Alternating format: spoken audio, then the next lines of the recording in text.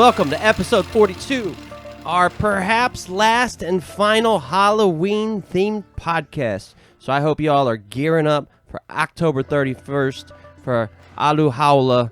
I think I just fucking butchered that shit. I'll get corrected in a second. I'm gearing up. I hope you're gearing up. Halloween's coming soon, ladies and gentlemen. All right, Mr. Padwad, how you doing? He did the monster mash. The monster mash. It was a graveyard smash. He did the monster mash. I'm doing good. I'm doing great, Yank. And I want to correct you on your pronunciation there. Allahu Allah. Hold on, give me a second. Let me see if I can get it. Ahaula. Ahaula. So what I'm guessing is that you're trying to pronounce Halloween in Irish. In Gaelic? In Gaelic, right? yeah. Whatever. Yeah. Ahaula. Because as I explained to you before, the holiday of Halloween originates from Ireland.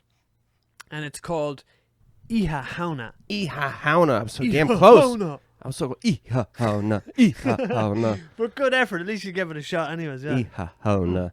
I bet any American will get a kick out of saying that. It's a fun word to say. Iha Hauna. Night of the Souls or Night of the Spirits, I think it was called. And the Irish immigrants brought it to America with them, as part of their culture. And the original jack-o'-lantern was actually a turnip. They used a turnip. What color turnip? Like a white turnip.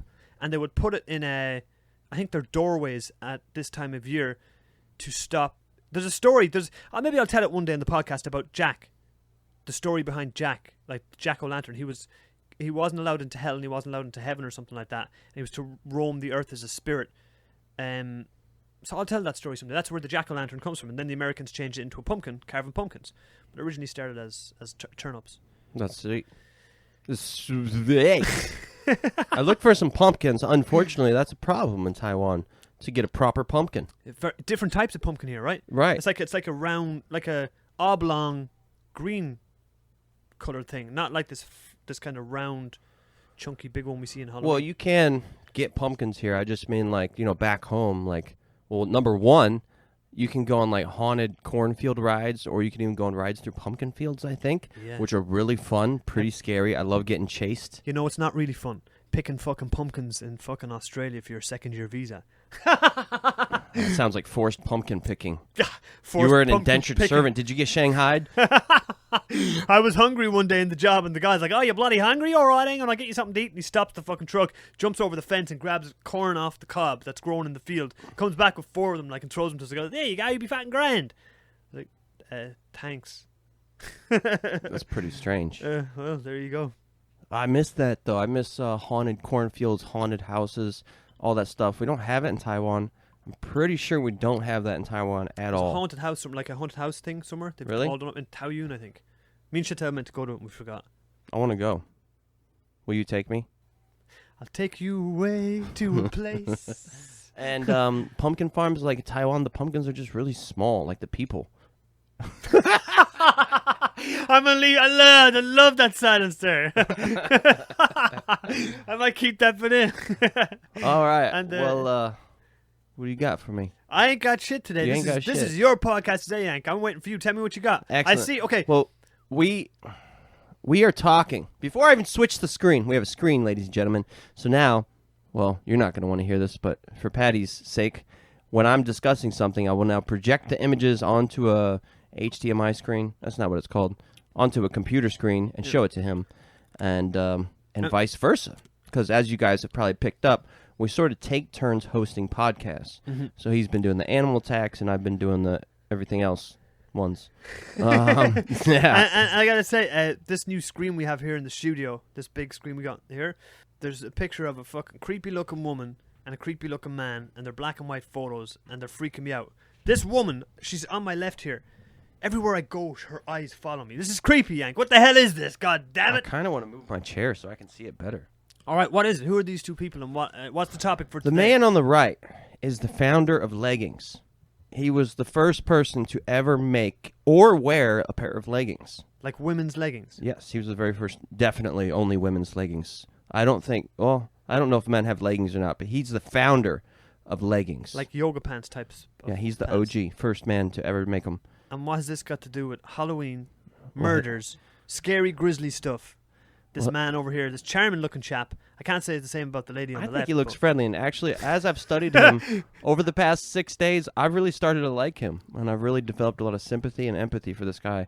And I think he looks nice, and I actually kind of like him, which is funny, because when I watched the Jeffrey Dahmer series, as the episodes went on, I just fucking hated that filthy animal. Yeah. And I just thought, you're I don't know. As you should. You're a nasty monster. Because you could just tell he was a menacing, manipulative, fucking sociopath. Say it again, like, let us hear you say it. That was just manipulating people. Hell and yeah. I don't know. I didn't like what he did to people. He was a goddamn son of a bitch. But this guy, I kind of like what he did to people. All right, tell me who this guy is. And I also feel sympathy for him. His name is Ed Gein. Ed Gein. Ed Gein. The Texas Chainsaw Massacre. He is the movie inspiration for the movie Texas Chainsaw Massacre, and he's also the inspiration for many other movies, too. Not just Texas Chainsaw Massacre. The author of Psycho lived 40 minutes from Ed Gein and wrote Psycho shortly after Ed Gein was found to have done what he did in his quote-unquote House of Horrors. So the writer of Psycho lived close to Ed Gein's house? Correct, 40 miles. All right, then tell us what Ed Gein done. Tell us about him. And also, Buffalo Bill in The Silence of the Lambs was inspired by Ed Gein. It puts the lotion on its skin or it gets the hose again. Yeah. Really, based on Ed Gein. He's also inspired many songs, 2 of which I played for you today. The first one I played for you was Skinned by Blind Melon. And the second one was called Nothing to Gain. Oh, play on words there, Ed Gein, Ed Gein. G-E-I-N, Gain. Nothing to Gain by Mudvayne. Yeah. And then Slayer also has a song about him, but I didn't play that this morning. I thought that might have been too much. Good call, Yank. Good call. So he had a place called the House of Horrors because, well, you guys can put the pieces together. He inspired the movie Texas Chainsaw Massacre. So I'm sure you can imagine.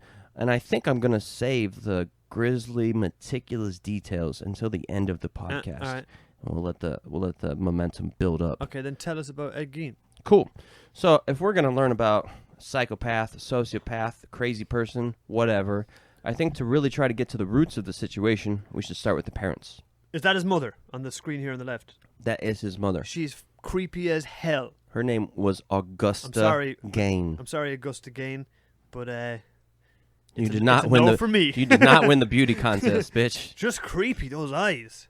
So her name was Augusta, and then Ed's dad's name was George. We don't know much about the father. I don't even have a picture of the father right now. But the father, George Gein, the only thing we know about him is that when he was little, his mom and dad were swiped away in their car during a flash flood. And he immediately had to move in with his grandparents, and he was raised by his grandparents. That's about the only thing we know about him, except that the second he became an adult, maybe even in his teenage years, he became a raging alcoholic and never stopped until his ultimate demise. Ed Gein's father. Ed Gein's father, that's right. Oh, okay. Now, his mother, Augusta, she was born into a Lutheran house with extremely strong religious beliefs and was raised by a father who would fervently read sections of the Bible, specifically Revelations, focusing on death to her. And he would read that to her on a daily basis. She assimilated these exact same behaviors into her lifestyle and her parenting style. Not the best start for old Ed Gein, then, I guess. No, and they the ingredients that were going to make up Ed Gein weren't the fucking best, huh? Right off the rip, right? You got a religious fanatic of a mother, and she was a total religious fanatic in that she told. Well, we're getting ahead of ourselves here. So the parents get married in 1899, have their first child in 1901. The first child's name is Henry. Now, she didn't believe in sex. She only believed in sex for the purpose of procreation, not for joy. So she would only have sex if it was for the sole purpose of having a child. How did she manage to get married to any man? Don't know. She obviously kept this a secret for quite a while. He was a heavy drinker, so it's possible that most of the time he had limp dick anyway.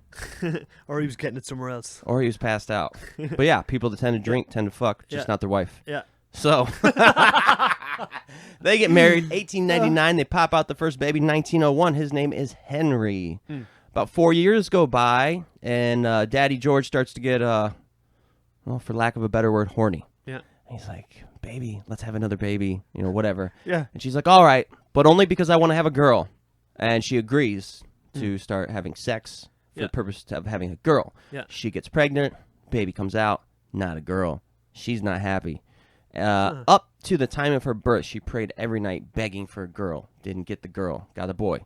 The boy was Ed Gein. Oh. Ed Gein was born Edward Theodore Gein on August 27th, 1906. So he was born in La Crosse, Wisconsin. And the first 5-10 years of his life, him and his brother lived in this household where the father just became more and more of a degenerate drunk. And the drunker he got, the more physically abusive he got. Oh my God, I'm saying all this as I'm staring into their fucking eyes. The more abusive he got towards the children, perhaps. I mean, but I think it's more like along the lines of spanking and fighting with the wife. Sometimes he might push the wife down, or they'd be like, maybe he'd slap her a couple times, and then she would fall to the ground, or he'd push her to the ground, and then she would just start praying to God and praying for her husband to die. And this like became a habit. So in front of the kids. Yeah, so Ed and Henry would often listen to their mom, Augusta, please God, just make him die. Please God, come on, just make him die, please. And then he's just wasted, Yeah. So their childhood wasn't very good, and she was a religious fanatic and told him that all women were evil instruments of the devil and to steer clear of them and never interact with them if you do not have to. She read the Bible every single night and warned them about all men and all women in the world, and everything in the world is wicked, and stay as far away from it as humanly possible. But at the same time, they had to go to school.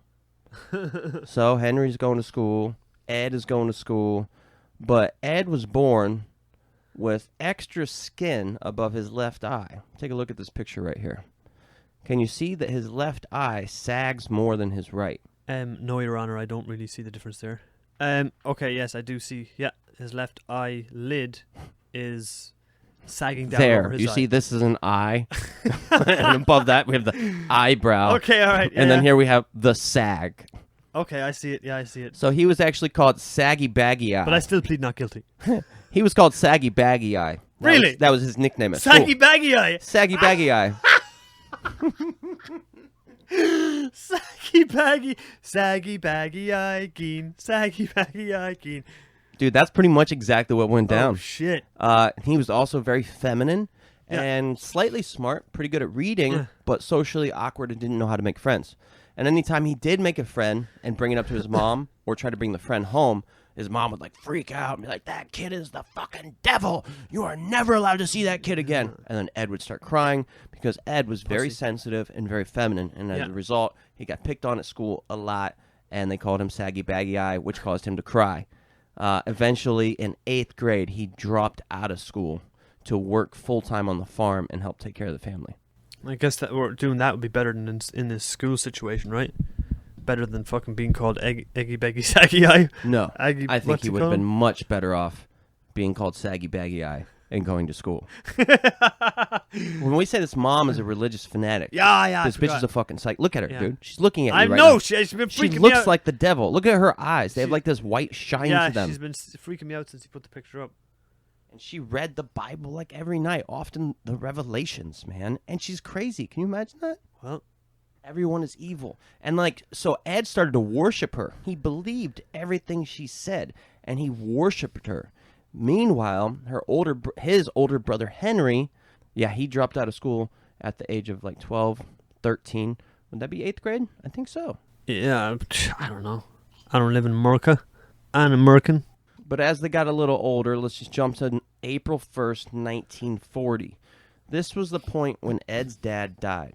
And his drinking caught up with him. I mean, this dude was a raging alcoholic. And actually, I don't know if it was 6 months or if it was 1 year, but he was bedridden for a long time before he died. He couldn't get out of bed, so everybody had to take care of him, but at the same time, everybody hated him because he was physically abusive, and he was always a drunk. He was kind of useless. He did nothing around the house. Mom did everything. Yeah. And so Mom continues begging for him to die while he's bedridden and can't walk or anything. Can you imagine that? Laying in a bed, dying, and your family I've heard that like Ed and Henry joined her and they'd pray together, hoping and they're like, that "Please die soon, please die." And you're up in the bed like, "Fuck, man, my family wants me to die. We hate you so much. We just want you to die. Can you just die already? Come on. Yeah, jeez, you're hell. still not dead yet? Fuck, kids, let's go watch TV. Just call us when you're dead. Oh, wait, you won't be able to. You'll be dead. Never mind. So the dad did finally die April 1st, 1940. Hooray! Yeah, Woo! they probably had a big celebration party. Who knows? He was 66 when he died. It's actually pretty old for the time, for 1940, right? That's actually pretty old. So at this point in time, the brothers had to really step up and start making money because Daddy is gone. So they both started doing odd jobs around town, and everybody liked them. Everybody said they were good boys. The only thing they said about Ed was he was strange, but generally harmless and feminine, but, weird. And he did odd jobs, and he was a babysitter. Ed Gein was a babysitter. Ed Gein was a babysitter. I was stunned when I found that out. I had no idea. Well, Therapists have suggested that due to him not going to school and not being around under children and being under the thumb of his mother, emotionally speaking, he never actually developed. And he could actually relate to children better than he could relate to adults. Because when he would go in town, even as an adult, guess what? They still made fun of him as Saggy Baggy Eye. Several years later. But he made a couple kid friends, and he enjoyed babysitting because he could relate to the kids. So as they got older, Henry eventually met a woman, and she was divorced. So the mother was not very happy. Oh, I can right? imagine. This Yeah, is very non-religious. Mm-hmm. Yeah, so the mom was really mad, and Henry tried coming and talking to Ed, like, Ed, there's a whole world out there, buddy. Like, you don't have to like stay with mom and let her read you. You're 34 years old, and you're still letting mom read the Bible to you every night. Like, you should try to get out and meet somebody. He's like, fuck you, man, fuck you. Like, mom is God. Like, I worship God. I love God. I will never leave my mom. My mom is everything. Hell. And so I can see now where Psycho came from. You were talking to me about right. This guy who wrote Psycho based off Ed Gein. I can see that. So You're telling me. 1942 rolls around. Draft for World War II. Henry's too old. And Ed fails the physical because of his saggy baggy eye. What? It's true. What's your major malfunction, saggy baggy eye? I got a saggy baggy eye, sir. Stop and give me a $1,000 now. May 1944.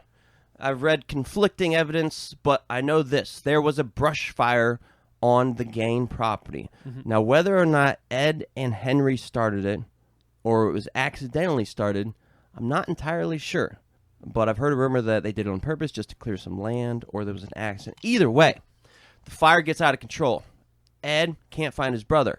Ed runs away, gets the sheriff, brings the sheriff back, freaking out. Oh my gosh, the fire got out of control and I can't find my brother. Yeah. And then he takes the sheriff straight to his brother's body.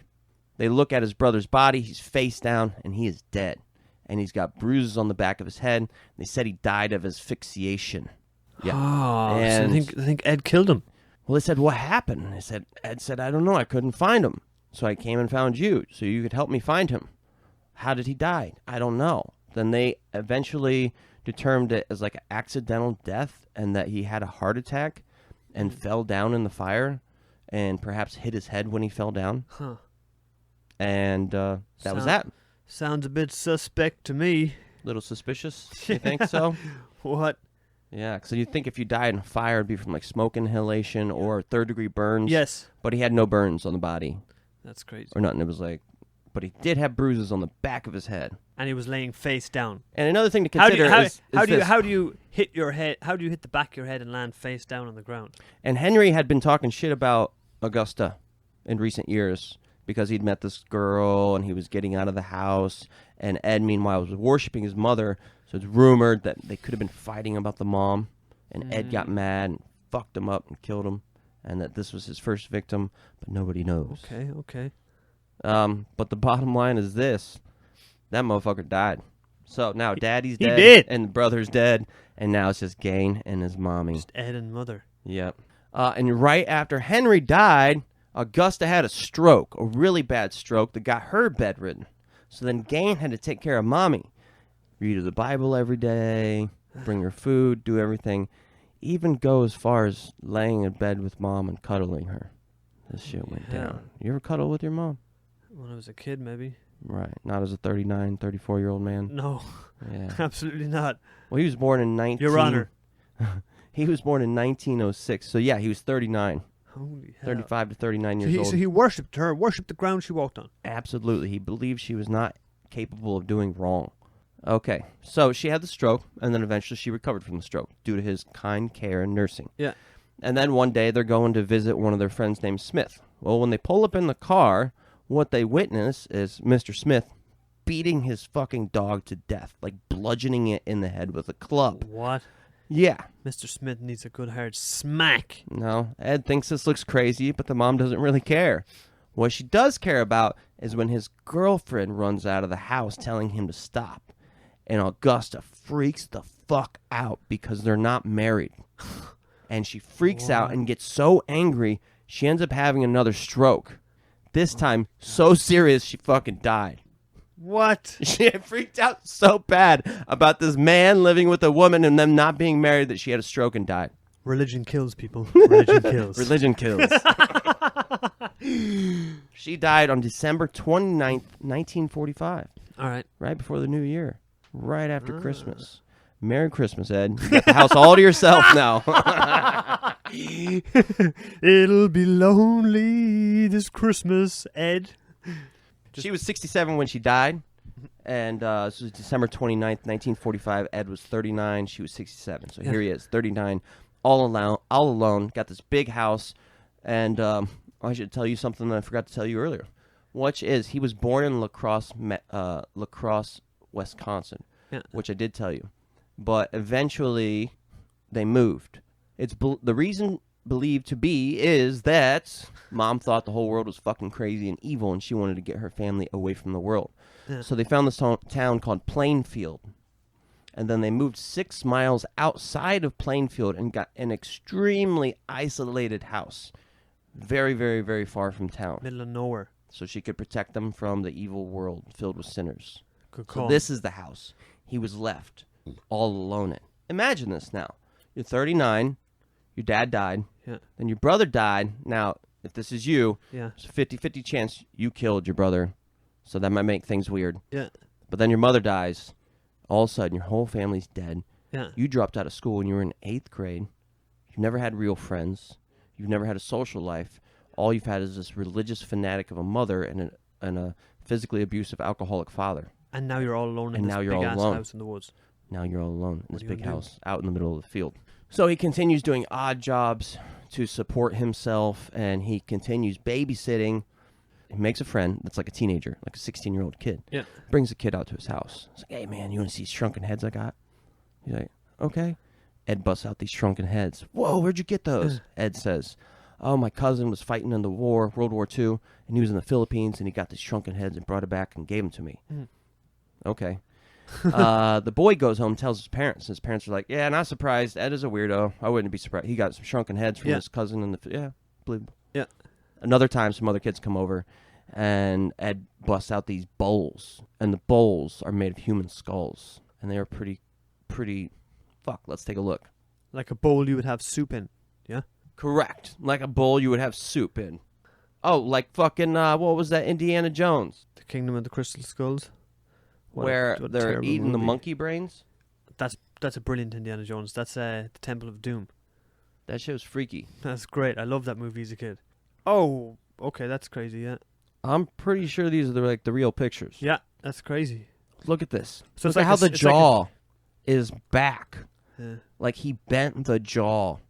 Ladies and gentlemen, you can't exactly see it right now, but we'll find a way. But he like ripped the mouth open so that it could sit on the table. Yeah. So basically what it is, it's a skull with the top of the skull cut open so you could potentially pour a drink in there and drink out of it, and it's a real human skull. That's pretty crazy. If you had a skull bowl like that, what kind of soup would you put in there? Oh, probably tomato. Or tomato. Tomato and pumpkin. Basil. Depends on how I'm feeling. Tomato basil. I'm having a good day. It's pumpkin. You know, I put mimosas in that motherfucker. That's crazy. You know, orange juice and champagne. So he was showing these to the kids? Did I show these to my kids? No, he was showing them to the kids. Oh, he was showing them to the kids, yeah. Went home and told the parents, and they're like, oh, it just sounds like a joke. Just sounds like a joke. Okay, so yeah, he makes some friends. He brings some. He has some other kids come over, and around this time in Plainfield, so this is where he lives 6 miles outside of Plainfield. Yeah. Over the next 9 years is when some mysterious disappearances start happening. Along with those mysterious disappearances, some kids are running past Ed's house one night, and they see the ghost of a woman dancing in the front yard. And so rumors start to develop in town about this ghost that lives out around Ed's house, and also that he's got these skull balls, and also that he's got shrunken heads. A lot of rumors start going around, and it's like, plus his family's dead, plus he's saggy baggy eye. So in a way, it almost feels like he's Frankenstein. Yeah, that's... You know what I mean? Yeah, Outcasted, estranged. Yep. He sounds like Frankenstein, and that's where I said earlier I got sympathy for this dude. Like, this is a terrible upbringing and then a terrible way to go out as well. What'd you expect? Yeah. You know, if he'd have stayed in school or if the military would have allowed him in, things could have gone totally different. But they didn't, and that's why he's a pop icon, and everybody loves, worships, and models him. Hallelujah! Big Ed Gein lover over here, huh? All right, let's tell us what Ed Gein done. So, now we've just heard the sad story of a young boy who's a bit weird. But Okay, so let's talk about the mom's funeral just a wee bit. Mm-hmm. So at the funeral, he wailed uncontrollably to the point that it made people uncomfortable, people thinking that he was emotionally stunted.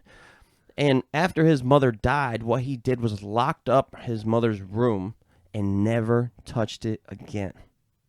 Actually, he locked up most of the house and left it exactly as it had been when she died, because he never wanted to touch it again and left it preserved. And this was around the time he started developing schizophrenia, or so people believe. He could have had a genetic predisposition to schizophrenia, but either way, the symptoms of his schizophrenia started escalating around this time. Such things as he shut the door to his mom's bedroom, locked it, but would still hear her voice from the other side, would hear her talking to him. When he would go to the cemetery to visit his mother's grave, he would see faces in the leaves, and these faces would be laughing at him. Stuff like this. Started to have pretty severe hallucinations. And he wasn't very clean, so the rest of the house, he only allowed himself in a couple rooms, and he lived on baked beans and pork in a can, and that's all he ate. And he would eat and then just throw the cans on the ground. So bad that the house eventually got filled with trash and infested with rats. Like, pretty nasty. And then he's hearing, like, his mom yell at him from the other side of her bedroom door. So it's a pretty crazy house. yeah, that's a grimy, grungy existence. So I think that's most of what kind of happened. He started reading a very interesting collection of books. He started reading true crime novels. He started reading adventure stories about headhunters. And he also started reading about some people in World War II that ran concentration camps. Fucking Nazis. Yeah. And one of the Nazis, like his favorite author or his favorite character to read about was Ilse Koch. And Ilse Koch was also known as the bitch of Buchenwald. Have you ever heard of her? Buchenwald. The bitch of Buchenwald? Buchenwald is one of the concentration camps, yeah. Right. She was, so her husband was the commandant. Yeah. And she was a big fan of skin. And she would like to take the skin of inmates. And she specifically liked tattooed skin. And she would take their skin. She was infamous for being a sadist. That's crazy. Known for a brutal treatment of her prisoners. She was known for taking people's skin and making lamps, like lampshades, and also book covers. The bitch of Buchenwald. Did I say that right? Man. And as if the Jews didn't have enough problems on their hands without that bitch being in there, huh? The Nazis? Yeah. Well, I mean, it goes deep with them. I mean, there were a lot of psychopaths. Like, they were all psychopaths. Joseph Mengele. But then there were, yeah, right? Then there's other, Doctor there was like Death. extreme, and there's Dr. Satan, but he wasn't really a Nazi. He just happened to be going on at the same time. So he started reading all these books, started experiencing schizophrenia, started seeing faces, started hearing voices. I mean, the dude's off the fucking rails. Off the hook. All right, so now let's just go ahead and jump to some of the people that started disappearing. All right, so the first girl to disappear was this 15-year-old girl, and she had been babysitting, and She always told her dad that she would call her dad after a couple hours and check in and just tell her dad that everything was going just fine. Yeah. But that night that she was babysitting over at so-and-so's house, she didn't call. Dad got nervous, went over to the house. Well, she wasn't there, but her glasses and her shoes were on the floor. The last car to be seen leaving was the same make and model as the car that Ed drove. The police pursued it, but seeing how gaunt and little Ed was and kind of meek and meager, they never thought he was the potential suspect for a crime, such as kidnapping a 15-year-old girl. Yes. And then, in 1954, so this is about, his mom died in 1945, I believe. Getting that right. Yep. Yeah, you remember? Mm-hmm. Yes. Yeah, that's right. Indeed. She died right when World War II ended. Yep. Let's just get all the bad shit out of the world. Fucking nuke the Japs and fucking... Man. Yeah, but look at those motherfuckers. They got what was coming. Never mind. All right, so Mary Hogan. Mary Hogan was a tavern owner that went missing in 1954. Now, I want to talk about Mary Hogan for a couple minutes because she's pretty interesting. She had a bad history. She was kind of shady. She'd come from Chicago, and it had been said that she was working for the Chicago mob. And it was also said that she was a madame in Chicago. And she looked very similar to Ed's mother. She was German. She was thick. She was broad-shouldered. She was strong. She was firm. But she was like a heathen compared to his mother. Yeah. His mother was religious. She was perfect. This woman had been a potential prostitute. Yeah. She was a bartender. She was a sinner. So one night, someone goes over to her tavern to get some ice cream for his daughter. Well, when he walks in, what he sees is the place is kind of in a mess, and there's a big pile of blood behind the bar. He runs and gets the sheriff. The sheriff comes in, finds the blood and the case shelling of a .38, I believe it was. They found a gun shell. And so Ed was there that night, and they knew Ed was there that night. So the next day, they go out to Ed's house. Hey, Ed, were you at Mary's last night? Yeah, I was there. You see anything strange? Mm-mm. Like, all right, have a good one then. And they leave, and that was the end of it. That's some fine police work there, boys. Some fine police work. Actually, 2 years goes by in which they fervently look for her. They chase any lead they can. The locals, and this town is small, just talking a few hundred people, the locals would meet in the tavern and gossip, trying to come up with leads. One night, this guy says, man, Ed, you know, if you'd just done a better job courting Mary, she probably wouldn't have gone missing. And Ed says, she didn't go missing. She's down at my farm right now. This really happened. I found it like 4 different places. Man. And this became an ongoing joke. Any chance he got to drop this joke. Mary's not missing. She's down on my farm right now. And they're all like, ah, Shad, you're so funny. Shut up, saggy baggy. Oh, God. Pretty much. Like, he's just telling the truth. No, they would fuck with him, too. And I guess they would even, like, slip liquor in his beer when he wasn't looking to get him more drunk, to get him to, like, loosen up and stuff. So they found no leads. 3 years goes by. They never find Mary Hogan's body, and they never find the killer or whatever. All right. November 16th, 1957. This is 3 years after Mary Hogan goes missing. This is the first day of deer hunting season. All the men in this town, Plainfield, go deer hunting. So basically what they do is they leave every morning and they come home every evening to sleep at their house with their family. So one night, Ed goes in town to a hardware store. And around that time, he'd been caught staring at the woman that owned the hardware store. Actually, he'd been known for staring at women. Many different places. He was kind of known as like the googly eyer, and he would often make women uncomfortable for this. So he goes to the hardware store one night, kind of googly eyeing the owner. Her name, Bernice Warden. And he's like, hey, I just want to ask you how much a gallon of antifreeze is. She tells him. He's like, well, I forgot my money, so I'll be back tomorrow to pick that up. Okay, good night. Next day, November 6th, 1957. Deputy Sheriff Frank Warden, her son, comes to the store around 5 p.m. He finds the store cash register open and blood stains on the floor. Frank Warden told the investigators that the day before Gein had been there. He also looks in the cash register and sees that the last receipt has Ed Gein's name on it for 1 gallon of antifreeze. Not very smart, is he? Not very good at covering up his tracks. So they go to his farm. He's not there. So the team of police split up. Some of them go to search for Ed. The others go to search his house. Yeah. Don't know why. They go behind his house and go to the woodshed. They go into the woodshed, start looking around. Well, the one officer turns around and feels something brush his shoulder, shines his light, and sees what looks like a gutted deer.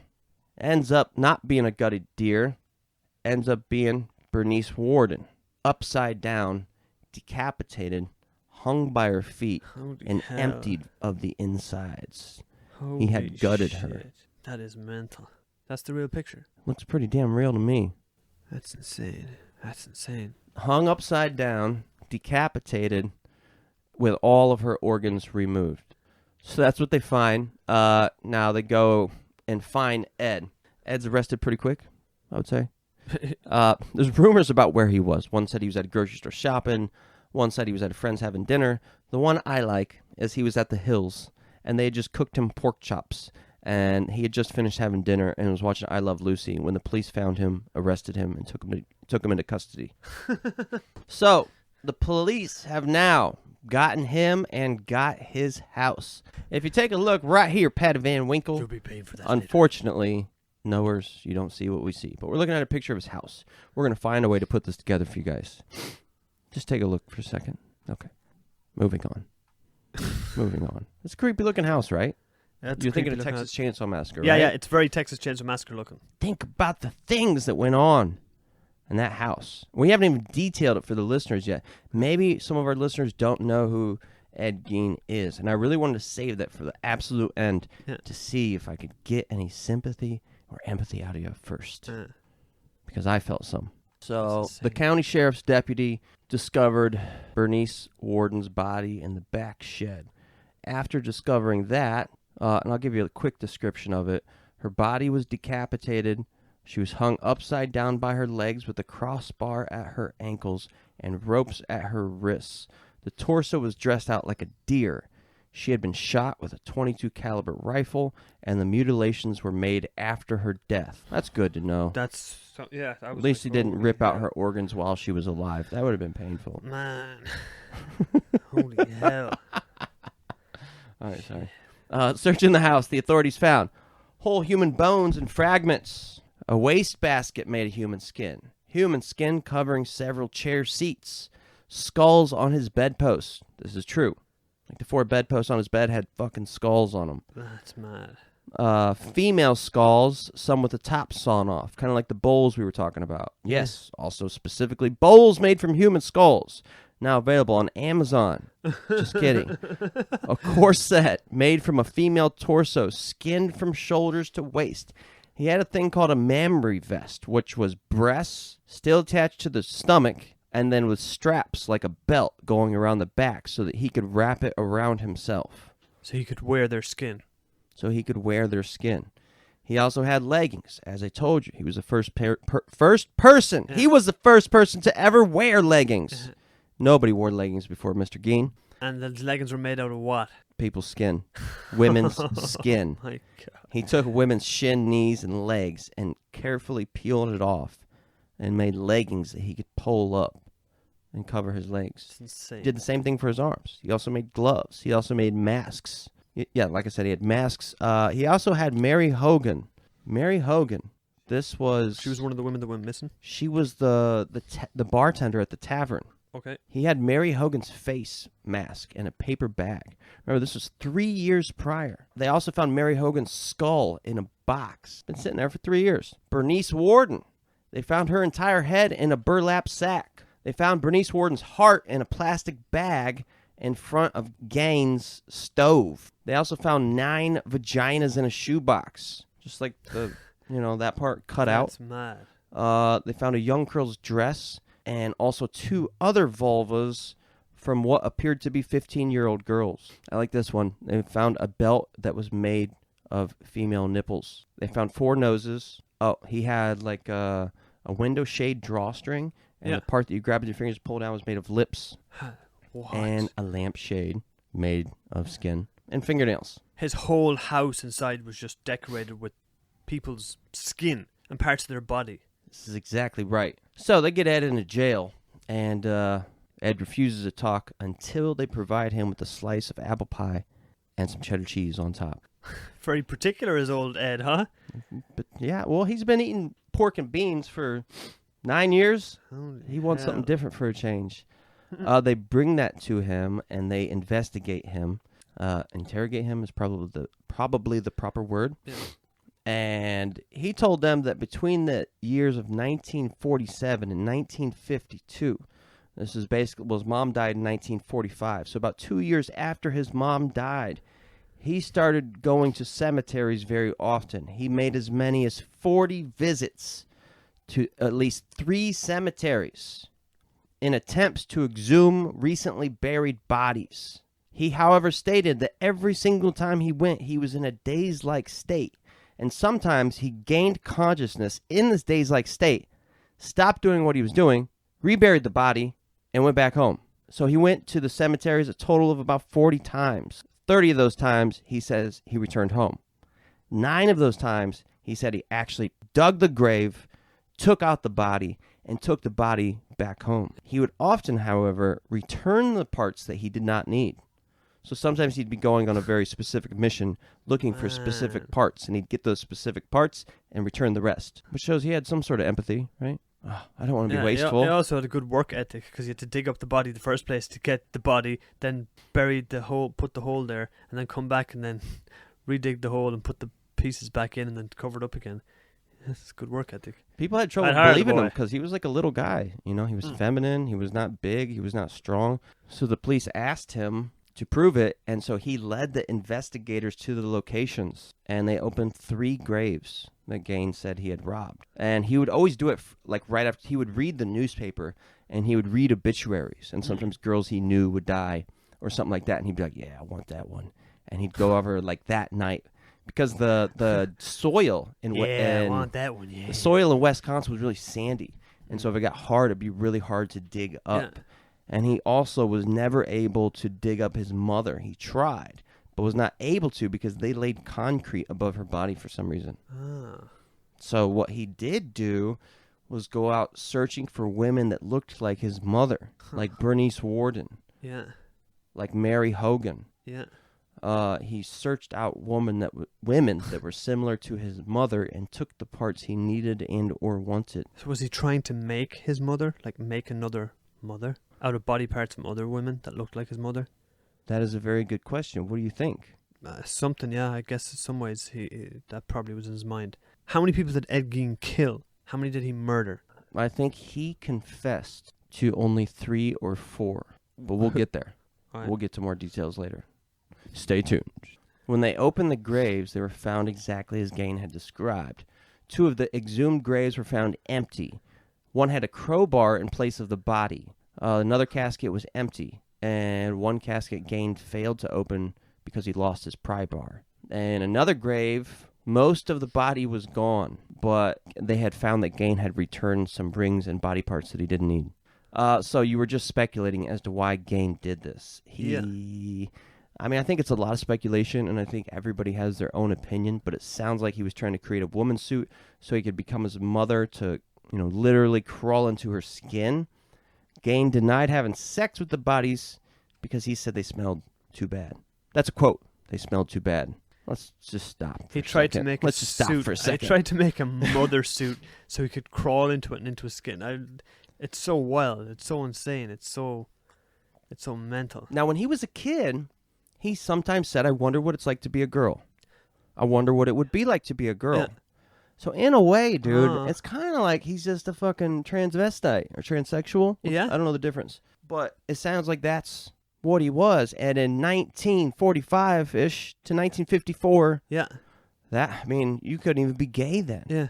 You know what I mean? People were so religious. And think about his mom and his grandpa. Oh. These people were extremely religious. Yeah. I mean, like you said earlier, at a young age, he was feminine. He was all this kind of stuff. He was saggy, baggy-eyed. Think about it. His mom wanted to have a girl. Yeah. But she didn't. She had a boy. And then she's like, well, I'm going to make him special. Okay. I'm going to make him not a sinner. He's going to be perfect. And she, primed him to be a very specific way. And maybe she even treated him like a girl. So Ed Gein is basically the early version of a sex change. It's evolved since then. Before you had to murder loads of people, dig them up, cut up their skin, and make your own suit, like a woman's suit. I'm really a woman. Where now you can just get things cut off and put on and whatever. Can you imagine them? Like imagine you got he's this, the OG. This, like, he's the OG of he's the trannies. OG and leggings, all kinds of things. But like, so you get the nice titties, right? And you're like, these are just like my mom's tits. Yes, rocked it. Stomach, very good. Yeah. Arms, good. But these hands, Yeah. these hands just aren't right. Like these hands don't look like my mom's hands. I'm gonna have to go out and get another body. I need some hands that are legit. And then you get the hands. You're like, the suit's now just not complete until I get the butt, the legs, and the feet. I got to get everything just right. And then what do? Go around and beat a tambourine that you made out of human skin and dance around in the front yard. Yeah. Remember I said kids saw the ghost of his mother dancing around the front yard? Yeah. That was actually Ed.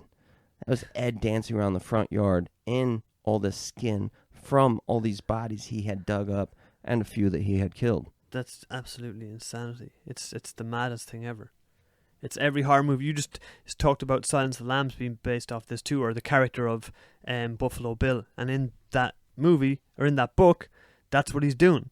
He wants to cut off, he wants to get breasts and cut off, and every girl he's looking for has to be a specific type so he can fit into their skin. That's, jeez, they got that completely from Ed Gein. But look at him. He's harmless. He's fucking, I feel like he looks like a nice guy. You know what? Our little old lady's got that bit of charm on his face. All right, I'll give it to him. He wouldn't hurt a fly. He'd just wear their skin out in his front garden and dance around all night. Yeah. That's messed up. Never judge a book by its cover. And he said that, so he kind of said he lost consciousness on these trips to the cemetery. But then in other places it said that he only went when there was a full moon, which is very interesting. I don't know. Not that the full moon made him do it, but when he noticed it was a full moon, he would go. But then in other ways, he said he was in a daze when he did it, and he was unaware that he did it. There was a crime laboratory interrogation. Gein also admitted to shooting Mary Hogan, the owner of the bar that had been missing since 1954, and whose head they found in his house. But he denied memories of the details of her death. Oh, this was kind of weird. So I guess during questioning, the county sheriff, Art Shelley, assaulted Gein by banging his head and face on a brick wall. Because of that, Gein's initial confession was inadmissible. Shelley ended up dying of heart failure at age 1943 in 1968 before Gein's trial. Many people that knew Shelley said he was traumatized by the horror of Gein's crimes. Like, from observing the crime photos and interrogating him, he literally went nuts and eventually had a heart attack. And he was also going to have to testify about Gein, but in the end, he died. And people were like, he was a victim of Gein, as surely as the butcher had butchered him himself. All right, so at the time that all this went down, they said he was unfit. He was unfit to stand trial, and he was sent to the Central State Hospital for the criminally insane. I think it was said that they found him not guilty by reason of insanity. So Ed Gein was insane. He had to be, yeah. Was he insane? You're asking me that? I said earlier what he was doing was insane, but was he insane? He wanted to wear his mother's skin. I don't know. Is there any way that could be rational? Like, when I was a kid, I thought this dude was a fucking hero. And a lot of other people did too. Like, he got letters from these girls. The people that do that are sick as well. That's people the that send to him? They're sick. They're sick again. But is there medicine? To admire that and put that on a pedestal, is that being a good thing? He killed people and ruined families' lives and people's lives and caused people to suffer. So why would you applaud or look up to that at all? Let's skip that. Let's skip that. All right. And look at it for something else, as something else. Like, you have to skip that. Because if that stands in your way, if you consider the families of his victims, but then most of his victims were already dead. He only killed like 3 people. But he still killed people. Why would you put anybody on a pedestal? He only killed like 3. Why would you put anybody on a pedestal or admire them? Obama killed more than that. That's murdered anyone.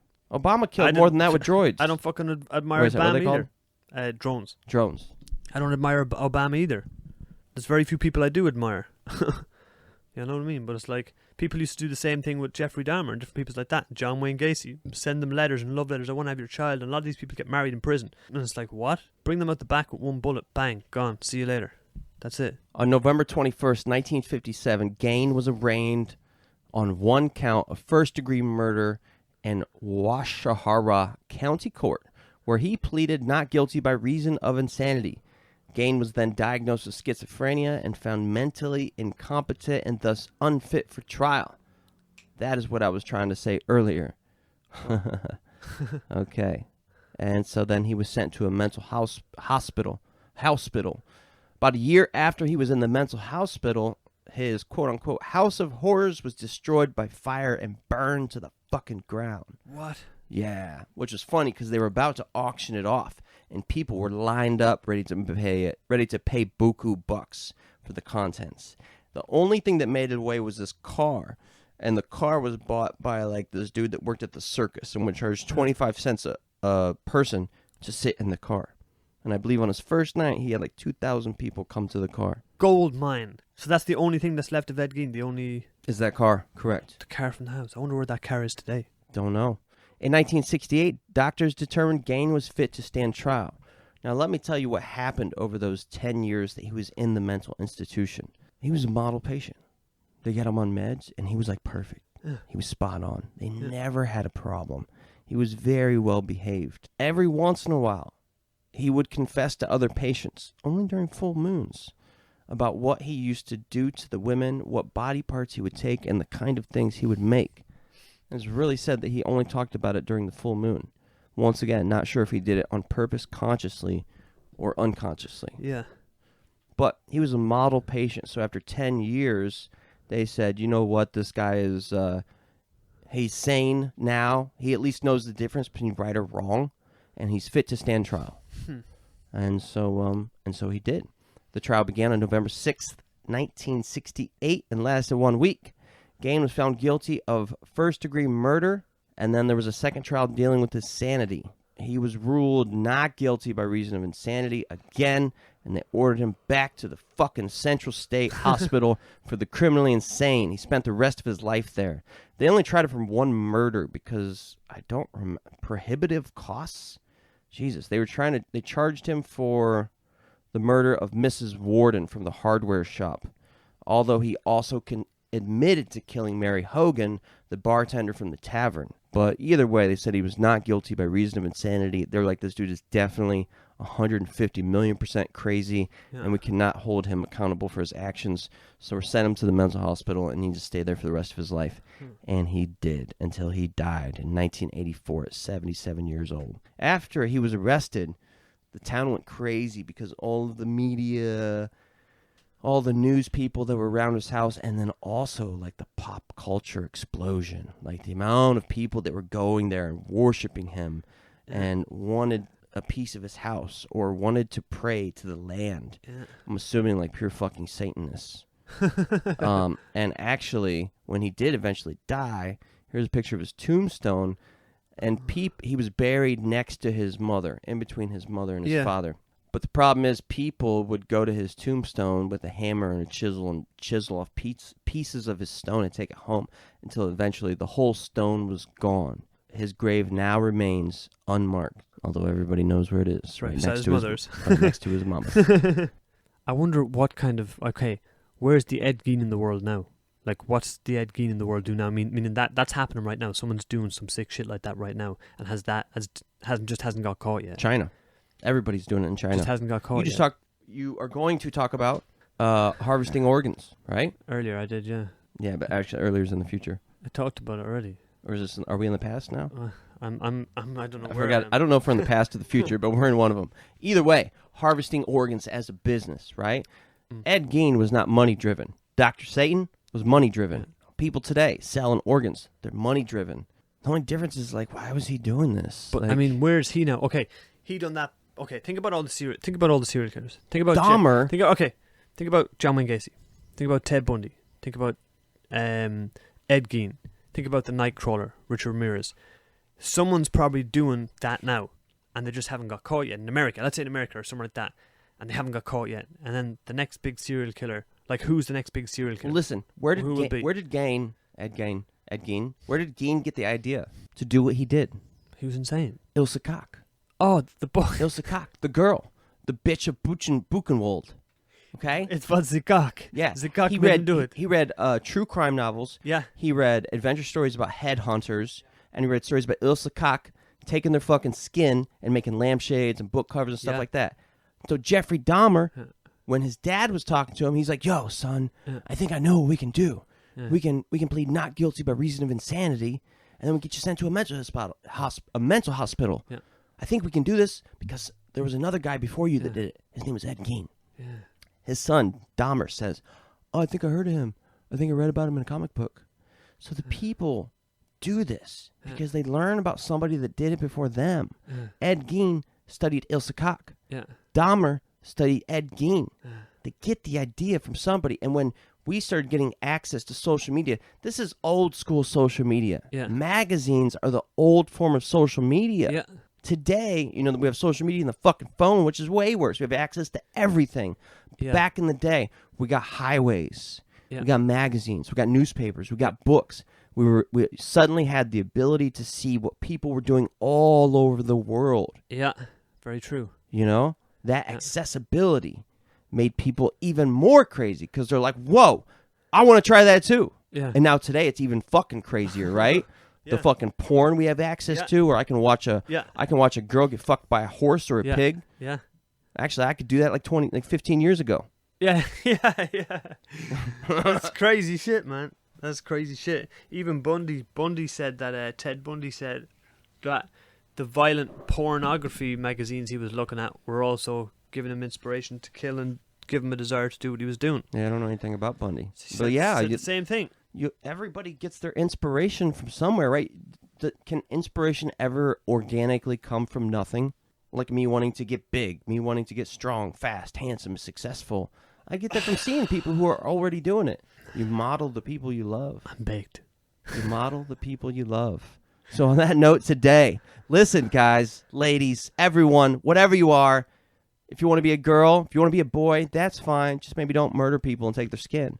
Yeah, just go get the operation done. Lampshades out all of it, good. shit like that. Man. Just make sure you model the right person, okay?